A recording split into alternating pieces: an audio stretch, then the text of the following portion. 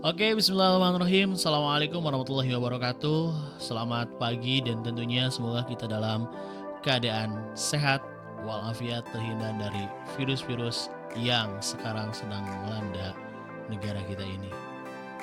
Ya, baik, saya ucapkan selamat bertemu kembali dalam pembelajaran seni budaya di materi mengenai seni teater ini. Ya, tentunya ada sedikit perbedaan mengenai materi di semester pertama dan juga semester kedua ini.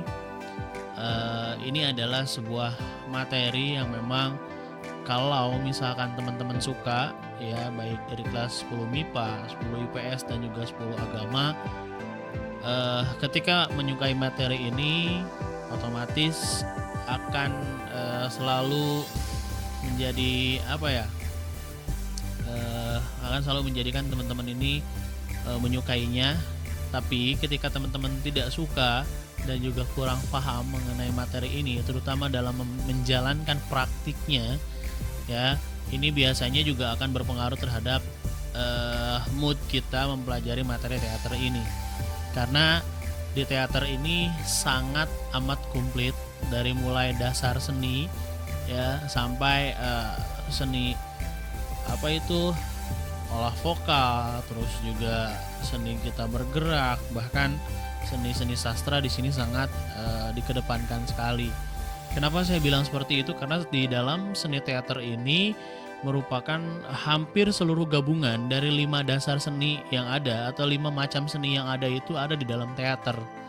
Yang pertama, teater ini dibangun oleh sebuah unsur seni sastra. Ya, apa yang disebut dengan seni sastra? Seni sastra itu berarti berupa tulisan, ya, yang artinya dalam teater ini nantinya harus ada sebuah naskah, ya, ada naskah teater dan di dalamnya itu tidak ataupun bukan bahasa, ya, ataupun bukan tulisan yang dengan mengarang saja itu sudah menjadi sebuah naskah teater, tidak.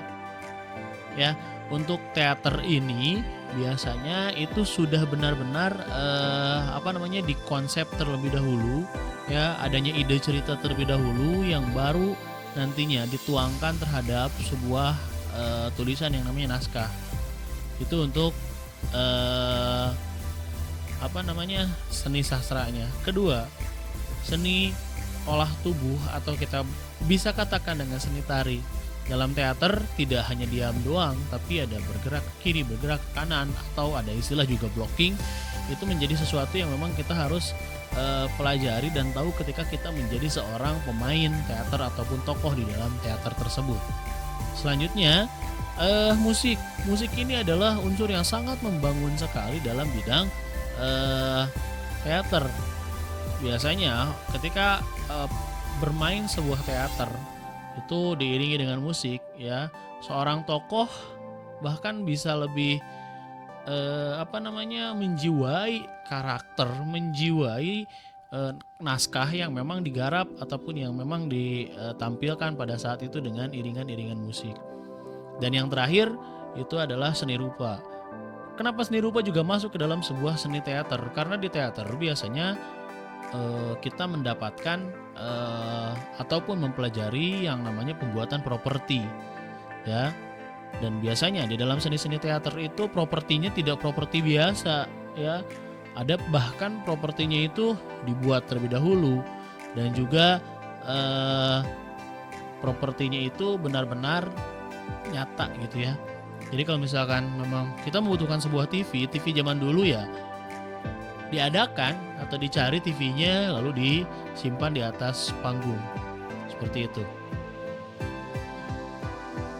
Oke, kita masuk ke dalam pengertian teater. Seperti yang sudah teman-teman baca, mungkin teater ini berasal dari sebuah bahasa Yunani yaitu teatron, yang berarti gedung pertunjukan dan ataupun pertunjukan itu sendiri, ya, atau bisa dikatakan dengan sebuah penonton, ya.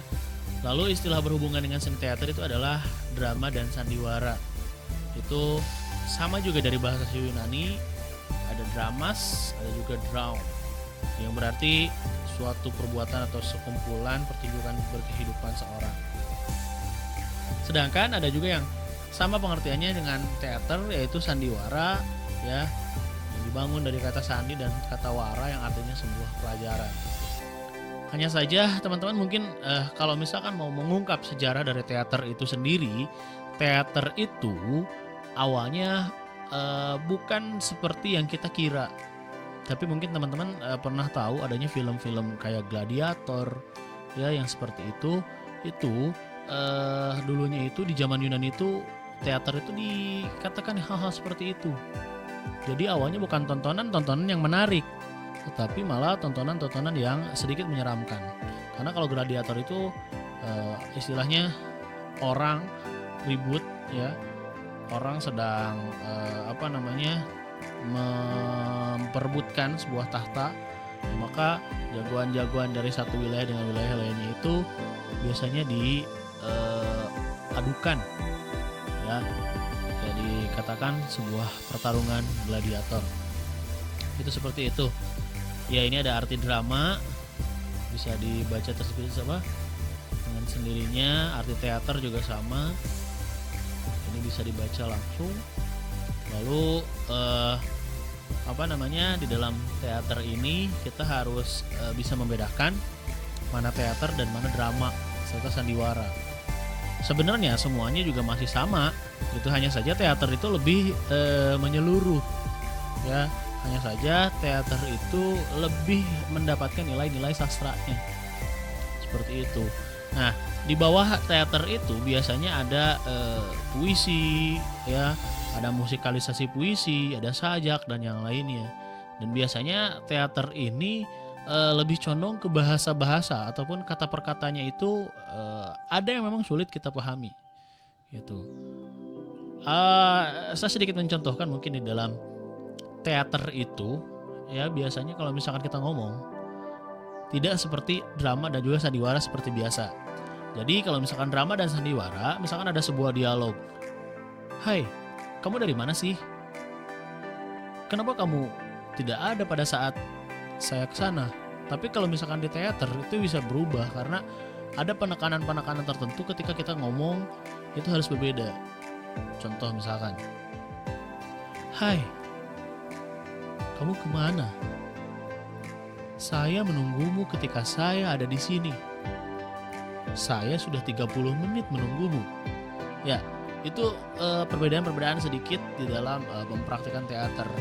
Lalu biasanya kalau drama itu tidak terlalu terkonsep, artinya, ya, ide cerita yang biasa pun itu bisa menjadi sebuah drama. Tapi kalau misalkan teater itu biasanya benar-benar terkonsep sekali, bahkan naskah-naskahnya itu bisa sampai 30 lembar, 50 lembar, ya, itu untuk sebuah penampilan ataupun teater yang digarap. Ya, teater dari masa ke masa ini tinggal dibaca karena ini sangat dan benar-benar terlihat, ya, oleh kalian.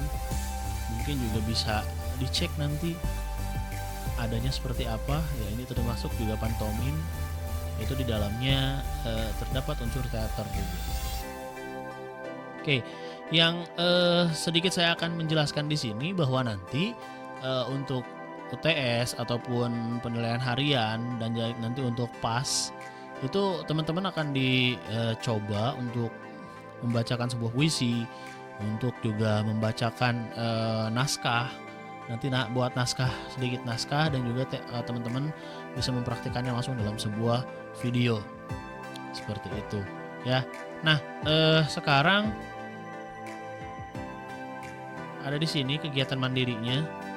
Kegiatan mandiri silahkan dikerjakan. Jadi setelah melihat video ini, teman-teman juga tonton sebuah pertunjukan teater.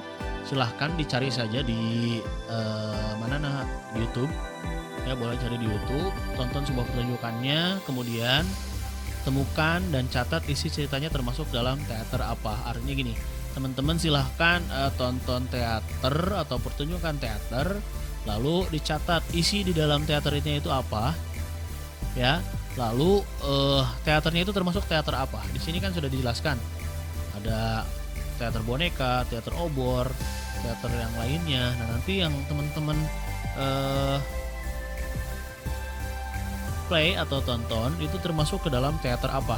Tolong dicatat dan juga disebutkan teaternya teater apa. Nah, lalu kalau misalkan teman-teman nyari di YouTube, lalu teman-teman mengklik teater sudah, tapi yang munculnya adalah satu orang yang sedang ngomong gitu ya di atas pentas atau di atas panggung, itu juga termasuk dalam teater. Cuma itu masuknya ke dalam kategori monolog, artinya seseorang yang memang menyampaikan sebuah pesan dalam penampilannya, itu disebut dengan monolog. Ya, biasanya orang ngomong sendiri kayak orang gila, bukan. Itu memang menjadi ciri khas dari sebuah teater karena sebuah tontonannya. Oke, seperti itu ya. Jadi silahkan teman-teman di kegiatan mandiri ini tolong untuk menonton dan juga menemukan dan catat isi dan teater ini termasuk teater apa, seperti itu ya. Tugasnya dikumpulkan paling lambat hari ini jam jam 4 sore. Itu silahkan melalui WhatsApp dikirim ke nomor saya. Terima kasih. Kurang lebihnya mohon maaf. Tetap sehat dan selalu membaca, karena belajar di rumah kalau tidak membaca itu benar-benar pusing. Seperti itu. Terima kasih. Assalamualaikum warahmatullahi wabarakatuh.